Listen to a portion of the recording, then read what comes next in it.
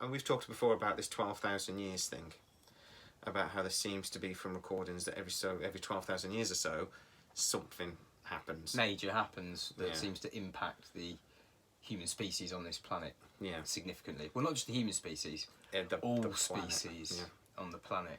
I mean, you see mass extinctions, don't you? Roughly every 12,000 years. Not.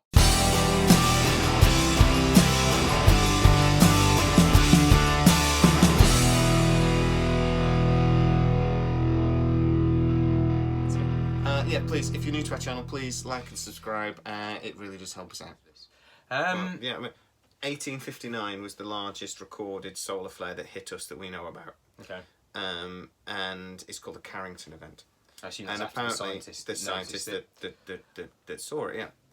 Now this event knocked out, there wasn't really much power systems, but there were some. It knocked all them out. And there's a thing about the telegraph wires, you know, that you see in the westerns running along the railway tracks. Some of them can just combusted. They just burst into flames. There was so much electromagnetic energy that that wiring exploded, basically, and just burst into flames. If that hit us today, and some scientists say there's about a 12% chance that at any point that could happen. If you said to me, goes, I'm going to cross the road now, but there's a 12% chance you're going to get run over, you wouldn't cross the road. You know, you'd go, you know, a 1 in 10 chance. I don't like those odds. Yeah, probably not. Most wouldn't. But risk takers would. But yeah. Yeah, well, there's a 12% chance that we could get hit by one of these things at any point. We are so reliant on our technology today. I don't know how we'd. I think Bill Burr's divorce example would be a better one. 75% of marriages end up in divorce. If you were going to jump out of a plane, you had a 75% chance of the parachute failing. Would you go for it? I'm already on my second marriage, so we're not gonna. My first, I'm 1 for 2. 50% success rate. Thank you very much. For now. I tell you what, every time I come up into the attic to record one of these things, I think she loves me a little less. Yeah.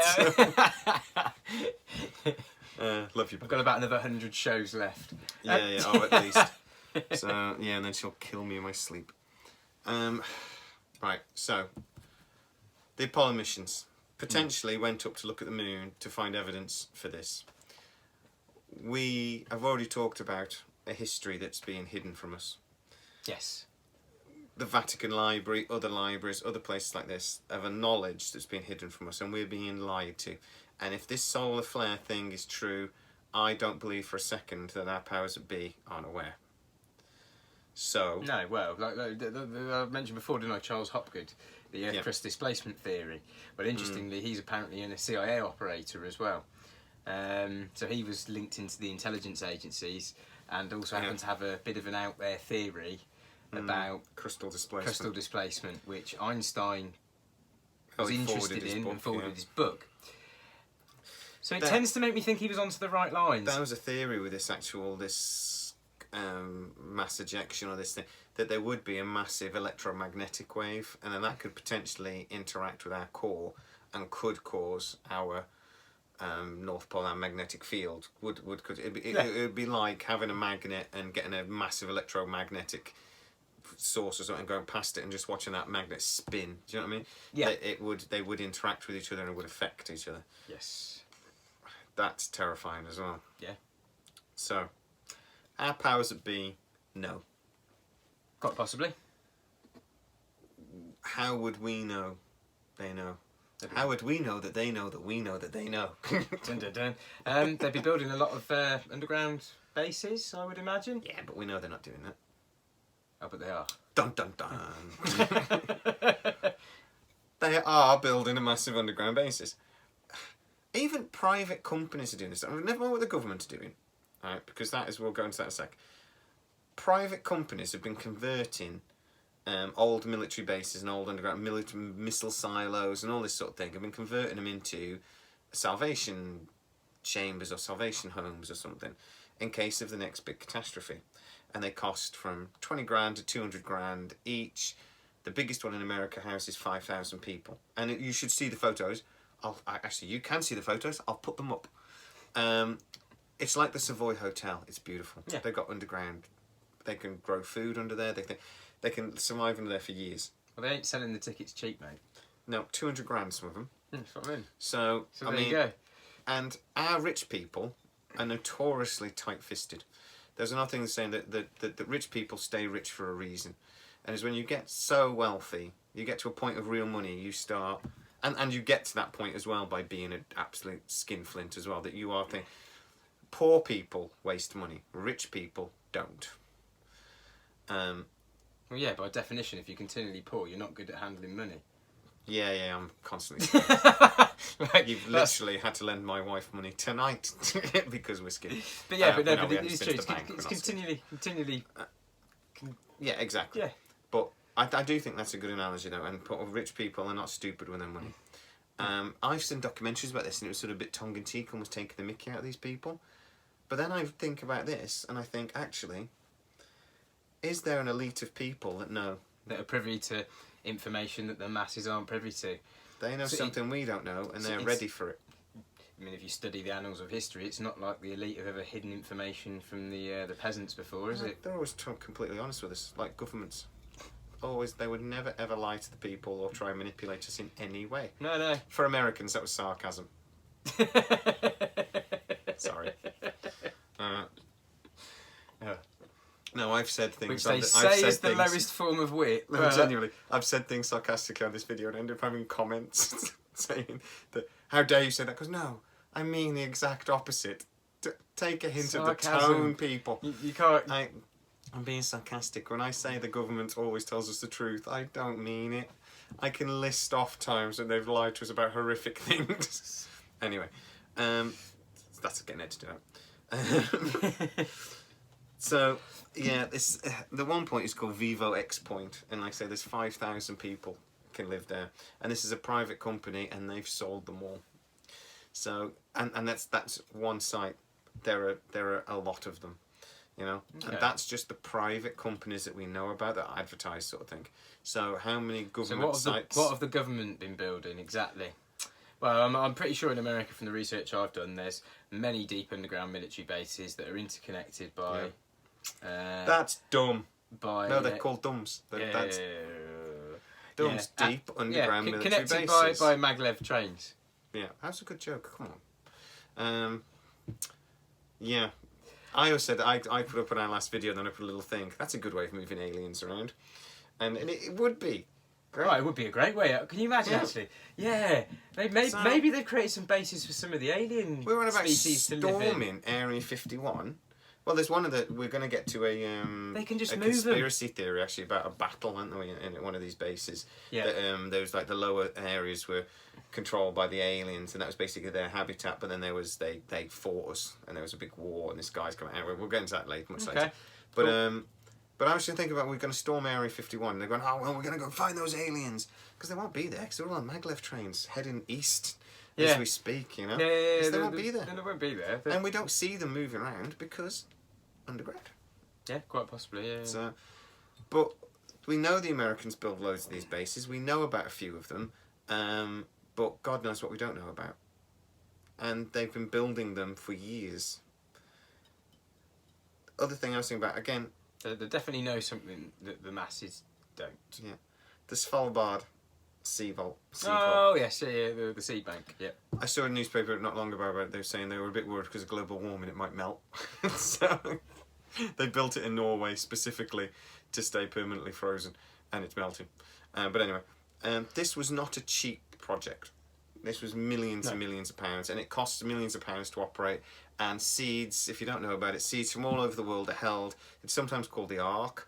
And if there was some sort of global a catastrophe, we could reseed the Earth. If anybody could get to Norway to get the seeds. But yeah. Well, there's probably a massive underground base there as well. Probably is. So yeah, you're probably right. But I think they'd have thought about that as well. But the thing I think is humanity genuinely is very good at doing things we have to do. It's not very good at doing things we don't really have to do. No. And we're very good at putting off till tomorrow what we could do today. Yes. So the fact that they built this thing, that it exists, and it was built so quickly. Yeah. Oh, it scares the hell out of me. Hence, beer. Didn't Bill Gates finance it? Bill Gates did apparently. I don't think he financed it totally. I think it was a bit of a hedge fund thing. Yeah, but he did provide some financing for it. Other thing is, apparently Bill Gates has one of these shelters in all of his properties. Every single one. He has a survival shelter. Interesting. And he's a billionaire that's been to the Bilderberg group meetings for a number of years, privy to the insider information, world agenda, New World Order, global politics. The Bilderberg group may as well be called the What Are We Going to Do When the World Ends group. Almost, yeah. It seems to me. And if they actually broadcast any of the stuff they discussed in those meetings, we probably wouldn't be making this video. But anyway, but yeah, it does scare me quite a lot as well. Just crying in my bed if I think I knew half the stuff they talked about. I just go, I'm not getting out of bed. Screw this. Some of their conversations, you know that they've sat round at some point and gone, what are we going to do about the population crisis? How are we going to kill some of them? Yeah. They must have sat round and had that conversation. We're overpopulated, what are we going to do about it? Yeah, that's a conversation that must have occurred probably at the Bilderberg group at some point. I can't see how it hasn't. The thing is as well, in psychology they call it groupthink, and it's when you get a group together and they start thinking about a problem and they really quickly dehumanize it. It's like how you get a management team and they're talking about stripping assets from a business or cutting jobs and things. They don't think about the lives they're ruining by making these people redundant. They just look at numbers. Yeah, but that and they completely dehumanise the situation. Yeah. And like I say, look it up. It's called groupthink. This would be groupthink on a most CEOs, worldwide scale. Yeah. CEOs or any kind of executive officers of corporations basically operate on that. All the employees They are just actually numbers. think most or a large percentage of very successful people are actually very high up on the psychotic scale, because they're able to get to that position because they don't think and they don't emotionalize things the way we do. They think in very cold, calculating terms, and you can also assume that this isn't going to be like Hollywood movies and things where we go. It's just a lack of empathy. Yeah, they don't have empathy. Exactly, they don't have empathy. It's not going to be like Hollywood movies where we go, we must save that one person. It's going to be more like, how do we save the species, or more importantly, how do we protect our way of life? Yeah, the elites protecting their way of life. Yeah. Yeah. So you got the guide stones in Georgia guide stones, and talking about how we need to get down the population needs to be around 500 million for us to progress and move forwards. The interesting thing, I've said to you about this before, the interesting thing I thought about that was how difficult it was to find out who built those, and nobody knows still now. Some researchers went in and they tried to figure it out and they couldn't. The legal cloak over that site, they cannot find who owns the land, they cannot find who purchased these rocks, who had them built, who had them carved. They can't find the money trail. That alone is a horrendously expensive thing to do. To actually, I think that probably would have cost more. The legal umbrella placed over that probably cost more than the guide stones themselves. Yeah, more than likely, yeah. They found the lawyer that was involved, and that's as far as I got. It's so again, that scares me. Not the fact that someone did it, but the fact that someone did it and was so determined to make sure they protected it. That was a very large, wealthy group, and the fact that they put it in stonemasons. The really terrifying thing about this is, and again, the main reason why I'm currently drinking beer for this episode, is the 12,000 years is up.